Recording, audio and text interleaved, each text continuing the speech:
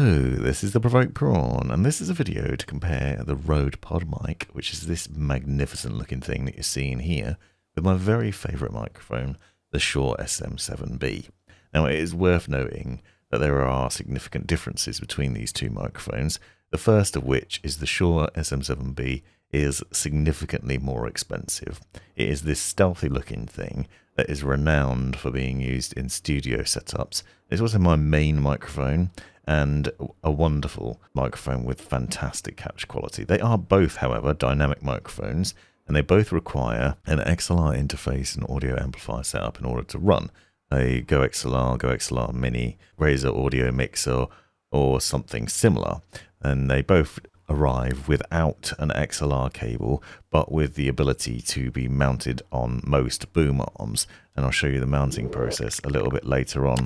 But it's worth bearing that in mind that in the box you don't really get very much with either of these microphones. The Shure stands out a little bit because it has bass roll-off and mid-range emphasis buttons that you can see here that allow you to give some hardware level adjustment. But otherwise, for the most part, both these mics need to be adjusted within the software or hardware that comes with the audio mixer in order to change how they sound.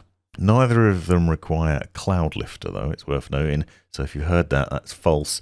And I am using the Podmic for the voiceover for this video right now without it, just with the full-size GoXLR powering it. And I will do a comparison a bit later on to show you the two side by side and to give you an audio sample of both of them as well, so stick with me for that. But you'll notice the difference between them in terms of look immediately. The Rode Podmic is a fancier looking microphone perhaps. It looks nicer externally. The Shure doesn't look like that much, and it certainly doesn't look like it's worth 3 or 4 times as much money. However, it is in terms of the sound and the quality. I was really surprised when I got the Podmic because it weighs at about 867-ish grams when you put it on the scales, which actually means that it's heavier than the Shure SM7B, which looks heavier, but is actually about 840 grams. So I was really surprised by that. That struck me immediately. Obviously, weight doesn't necessarily equal quality, but it is worth keeping in mind, especially when you're picking out your boom arm. So you can see me mounting the Rode Podmic to the blue compass here. And I also used it on the Rode PSA 1 and Rode PSA 1 Plus as well. But both these microphones are pretty heavy, so a cheap boom arm might well suffer and not be able to deal with them, so it's worth keeping that in mind. Now you need an XLR cable for both these microphones to connect up to your interface, and there's no USB connection. There's also no 3.5mm mic monitoring connection for either of them either, so keep that in mind too. So you just need an extra cable purchased separately because neither comes with this cable, which is a small annoyance when you've spent a lot of money, and something to bear in mind because you might want to buy a really long one, for example. That XLR cable then connects up to your interface and then allows you to connect via USB to your PC. I've done a video separately on the Razer audio mixer and the GoXLR Mini as an example that I'll go into a bit more depth on that. And I'm also going to leave the details on the settings that I use for this microphone and for the Shure SM7B in the description so you can check those out.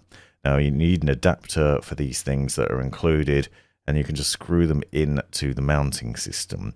It's worth noting that you do need a boom arm. You don't want to put these on a desk stand. You want to get them as close to your mouth as possible. The Shure SM7B definitely sounds a lot better when it's really close to your mouth, as I'll show. Now, the Shure SM7B does come with 2 windshields as standard. You can see the standard one that's attached. There's also a larger one in the box, but both microphones also have internal pop filters and shock mount systems, so you do get a good quality of sound out of both of them as standard. So they do deliver what you need from that. However, as I'll show you in a minute, I don't think the Podmic is as good at reducing the amount of shock coming through from the surrounding environment, because one thing I've noticed is it does seem to pick up knocks on the desk a lot more than the Shure, and that's one reason that the Shure's a lot better almost immediately, and there's a lot of other reasons too. And here I am with the Rode Podmic on the Rode PSA 1 Plus. As you can see, it's important to get it close to your mouth. You also need to talk into the top of the microphone, because if you try and talk around the side, it doesn't really pick it up as well, so it's something worth bearing in mind. You'll see a very good looking microphone. Now, if I just pull the Shure SM7B down, you can see it almost disappears because it's so black and stealthy. it is, both of them are obviously immediately recognizable for different reasons. And you'll see this is on the blue compass over here. And I'll give you a sound test of that one in a second separately because I'm using the same interface, so I have to switch the cables over. But what I want to demonstrate is that the sound difference. Now this actually requires less power from the GoXLR. Neither of them need a cloud lifter, but you do need less decibels in here to get this one sounding good. However, one thing I do want to demonstrate, which is a problem I've already mentioned, is this issues with this microphone. It has an internal pop filter and shock mount system. However, if I tap on the boom arm, which obviously you're not going to be doing, but if you want to reposition the microphone at any point, obviously you've got to grab on it. Now, you wouldn't really want to grab on the microphone if you don't help it, but one thing that I noticed is if you tap on the desk, it really picks up those sounds. Now, it doesn't seem to pick up keyboard sounds. However, if something as simple as moving my mic or mouse around on the desk, if you lift your mouse up and bang it down a lot in close proximity, you end up making quite a lot of noise, which is unfortunate. I'll give you a sound test of what it's like when I'm typing. And if I actually don't say anything, you can't hear me typing, but while I'm talking, you can. Now, this is going to vary depending on what settings you have in your audio interface in terms of noise cancellation and things like that, and also your surrounding environment and other things. However, I have found this microphone doesn't seem to pick up a lot of background noise for the most part, which is fantastic. And if you get it close to your mouth, you can get the gain down, and then that will help with that as well. So there's a lot of settings, and I'll leave all the settings that I used in the description. But you can see it sounds really rich. It's got a really good, rich sound to it. It sounds very comparable to the Shure SM7B, which I'll show you in a minute in terms of that. However, there are some problems, this one being quite a significant one in my mind. If you're knocking on the desk or accidentally knock the boom arm or are doing things on the desk that might get picked up by the microphone, something as simple as just moving your mouse around, then that's obviously a problem. I could maybe mitigate this by moving the mic over to a different position. Perhaps getting a separate stand that actually isn't attached to the desk. There are options and solutions, but this is part of the problem with this microphone. However, I will say it is still a very good looking microphone, or excellent audio capture, and a lot more. Now I'm going to show you the difference between them in terms of the audio. And here I am now using the Shure SM7B, and you'll notice this sounds a little bit richer.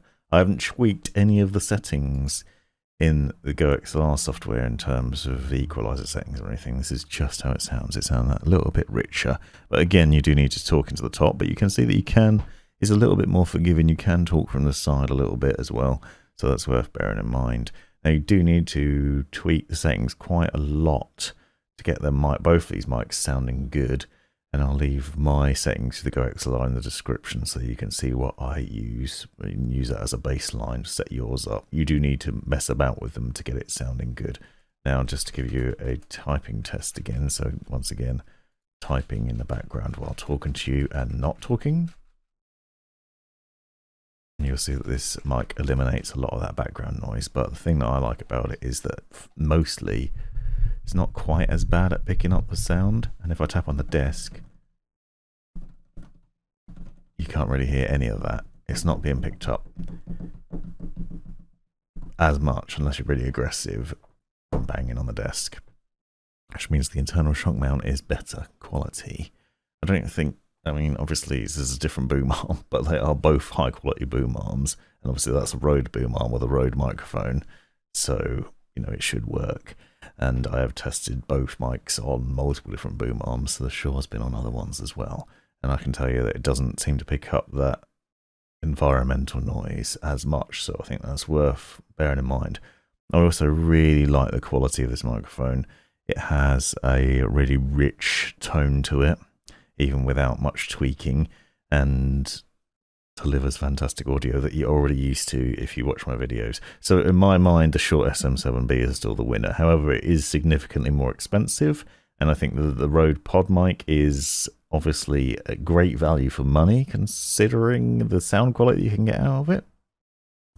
So I would still recommend it. I do think it's fantastic, but if you can afford it, this might well be worth saving up for. And if you can't, I'd also suggest having a look at the Shure MV7, which I reviewed previously, which is basically a USB version of this microphone, which sounds very similar. Also has XLR options on it, and is a good sort of in-between where you're not paying quite as much. But obviously, I think it's a bit more expensive than the Podmic, but it's not as expensive as this. Now, this is a very expensive microphone, but it's worth every penny. If you're looking to upgrade your sound and have fantastic sound that your audience is going to love, then this is the one to go for. This has been the Provoked Prawn. Thanks for watching. This has been the Provoked Prawn. Hope you found this video useful, interesting, hilarious, or otherwise. Take a look at these other videos that I think you might find interesting as well. And have a look at the description for links and other information you might find useful. Click that join button to see the benefits of being a member of my YouTube channel. And most importantly, have a great life.